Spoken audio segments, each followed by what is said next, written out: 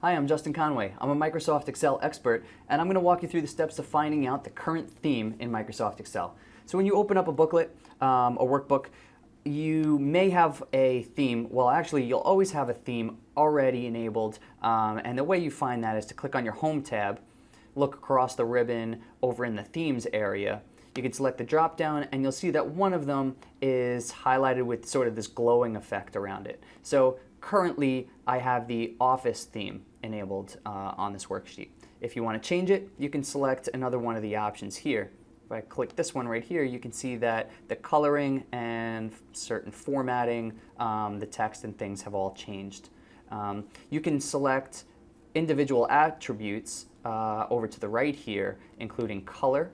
So you can simply change the color without changing the font or anything by selecting one of those options. And then you can change the font if you'd like. Now, if you like to create custom styles, as we just did with those last two functions, you can go back into this drop-down menu and click Save Theme and name it something that you like, or you can just keep it My Theme. Click Save, and that will be your own personal custom theme that you can use in the future. You can also click the option for Browse Themes to find other themes that have been pre-created. That's how to find the current theme in Microsoft Excel. I'm Justin Conway. Hope you enjoyed.